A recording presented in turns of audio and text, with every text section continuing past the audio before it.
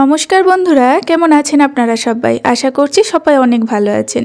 আজকে আমি তৈরি করব একদম দুধ পুলির স্বাদে ইউনিক একটা রেসিপি। এই রেসিপিটা আপনারা যখন তখন তৈরি করে খেতে পারবেন, যখনই পিঠে পুলি খেতে ইচ্ছে হবে।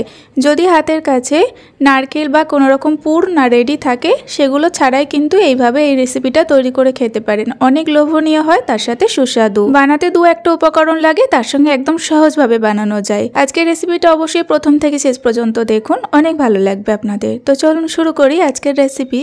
প্রথমে একটা কড়াইকে গরম করে দিয়ে দিচ্ছি একটা বাটির মাপ করে 2 বাটি পরিমাণে জল। অবশ্যই এখানে একটা মাপ করে দিতে হবে, বাটি বা কাপে করে। এবার স্বাদ মতো লবণ আর 1 চামচ পরিমাণে চিনি দিয়ে দিলাম। লবণ আর চিনিটাকে একটু মিশিয়ে দিচ্ছি, আর এই সময় ফ্লেমটা একটু বাড়িয়ে দিলাম যাতে জলটা তাড়াতাড়ি ফুটে আসে। জলটা দেখুন এখন ফুটতে শুরু করেছে। এবার দিয়ে দিচ্ছি সেই বাটি করে মেপে 1 বাটি পরিমাণে আতপ চালের গুঁড়ো। তো এখানে আমি শুকনো আতপ চালের গুঁড়োটা ব্যবহার করেছি। এবার এইভাবে মাঝখানে ছিদ্র করে দিলাম যাতে জলটা উপর সাইডে চলে আসে আর ওপর থেকেও ময়দাটা ভালোভাবে সেদ্ধ হয়। এবার চাপা দিয়ে রেখে দেবো লো ফ্লেম রেখে প্রায় 2-3 মিনিট মতো। আর 2-3 মিনিট মতো চাপা দিয়ে রেখে দিলেই দেখবেন ময়দাটা সুন্দরভাবে সেদ্ধ হয়ে যাবে। আর ফ্লেমটা লোতে রেখে এবার এই ময়দাটাকে মাখিয়ে নিতে হবে এই জলের সঙ্গে। যতক্ষণ না পর্যন্ত জলটা টেনে আসছে ততক্ষণ পর্যন্তই আর কি ফ্লেমটা অন থাকবে। আস্তে আস্তে দেখুন এখানে জলটা শুকিয়ে এসেছে, ময়দার সঙ্গে মিশে গিয়েছে। এইবার কিন্তু ফ্লেমটাকে অফ করে দিলাম। আর অফ করে দেওয়ার পরে এই গরম কড়াইয়ের মধ্যে আবারও এটাকে কিছুক্ষণ ভালোভাবে মাখিয়ে একদম স্মুথ করে আর কি মেখে নিতে হবে কড়াইয়ের মধ্যে। আর আস্তে আস্তে দেখুন এটা কিন্তু একটা ডোয়ের মতো তৈরি হয়ে গেল। এবার হাত দিয়ে একটু চেক করে নেবেন।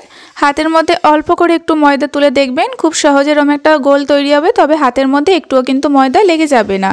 এবার এই ময়দাটাকে নামিয়ে ফেলছি একটা থালার মধ্যে। ময়দাটাকে আমি ঠান্ডা করতে দেব। আর ময়দাটা কিন্তু খুব বেশি ঠান্ডা করা যাবে না, অল্প করে ঠান্ডা করতে হবে। এবার যে কড়াইয়ের মধ্যে ডোটা তৈরি করেছিলাম সেই কড়াইয়ের মধ্যে 1 বাটি পরিমাণে জল এইভাবে দিয়ে দিলাম। আর যাতে প্রত্যেকটা জায়গায় জলটা লাগে সেটা দেখতে হবে, কারণ এই যে এক্সট্রা ময়দাগুলো কড়াইয়ে লেগে আছে যেন খুব ভালোভাবে ভিজে যায়। তো এভাবেই এখন আমি চাপা দিয়ে রেখে দেবো, জলটা কিন্তু ফেলে দেবো না, পরে এটাকে আমি কাজে লাগাবো। এটা আমি সাইড করে এখন আমি ময়দাটাকে মেখে নেব, মানে চালের গুঁড়োর যে ময়দা তৈরি করেছি সেটাই আর কি মেখে নিচ্ছি। এই সময় ময়দাটাকে বেশ একটু ঠেসে মাখতে হবে, একদম সফট করে ফেলতে হবে। আর দেখুন আমি যেই পদ্ধতিতে মাখছি আপনারা সেইভাবে মেখে নেবেন, দেখবেন এখানে পুলিগুলো খেতে খুব সফট হবে।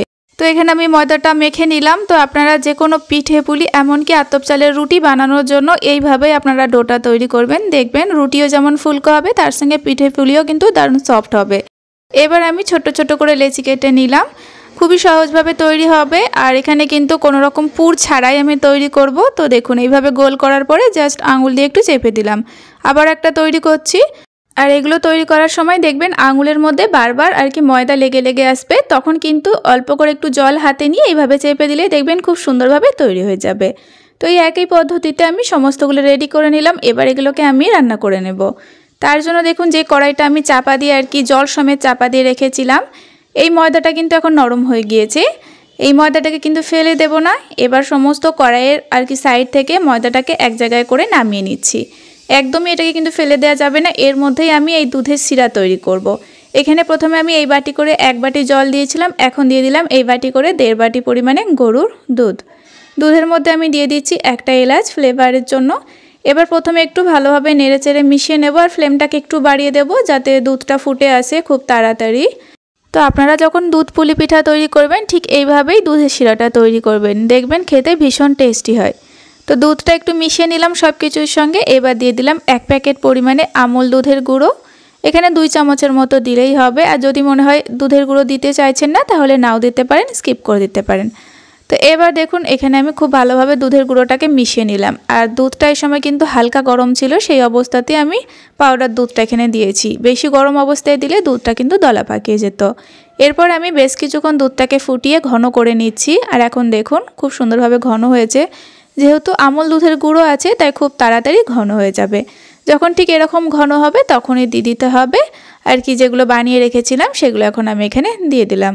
দেওয়ার পরপরই ফ্লেমটাকে একটু হালকা করে দিতে হবে।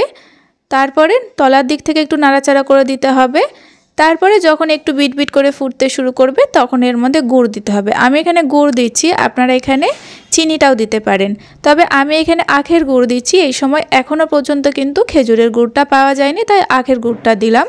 আপনাদের হাতের কাছে যদি খেজুর গুড় থাকে অবশ্যই এই সময় দেবেন, তবে আখের গুড় দিয়েও খেতে কিন্তু খুব ভালো হয়েছিল। আর গুড়টা দেওয়ার সঙ্গে সঙ্গে কিন্তু ফ্লেমটা আমি লো করে দিয়েছি। গুড়টা খুব সুন্দরভাবে মিশিয়ে জাস্ট এটাকে আমি 2 মিনিট ফোটাবো। এইভাবেই নাড়াচাড়া করবা, 2 মিনিট মতো ফুটিয়ে নেব। খুব বেশিক্ষণ ফোটালে কিন্তু এখানে পিঠেগুলো একদম শক্ত হয়ে যাবে। আর আস্তে আস্তে দেখুন কত তাড়াতাড়ি ঘন হয়ে যাচ্ছে। 2 মিনিটের মধ্যেই দেখবেন পিঠেগুলো একটু শক্ত হবে, তার সঙ্গে দুধটা অনেক ঘন হয়ে যাবে। এবার আমি ফ্লেমটা অফ করে একটু চাপা দিয়ে রাখবো, তারপরে এগুলোকে আমি সার্ভ করব। তো কিছুক্ষণ পরে আমি সার্ভ করে নিচ্ছি। আর এখন কতটা লোভনীয় হয়েছে দেখতে, এতটা সুন্দর লাগে এইভাবে তৈরি করলে। সবসময় তো হাতের কাছে পুর থাকে না বা নারকেল থাকে না, কিন্তু মন চাই পিঠে পুলি খেতে।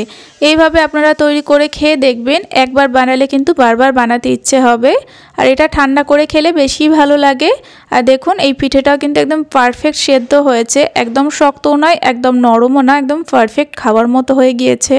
রেসিপিটা কেমন লাগলো অবশ্যই একটা লাইক এন্ড কমেন্টের মাধ্যমে জানাবেন। আর আজকের ভিডিওটা যদি সম্পূর্ণ দেখে থাকেন, অনুরোধ থাকলে প্লিজ চ্যানেলটি সাবস্ক্রাইব করে পাশে থাকবেন। আজ এই পর্যন্তই বন্ধুরা, আবারও ফিরে আসবে এরকম কোনো সহজ রেসিপি নিয়ে। ততক্ষণে আপনারা সকলেই ভালো থাকবেন এবং সাবধানে থাকবেন।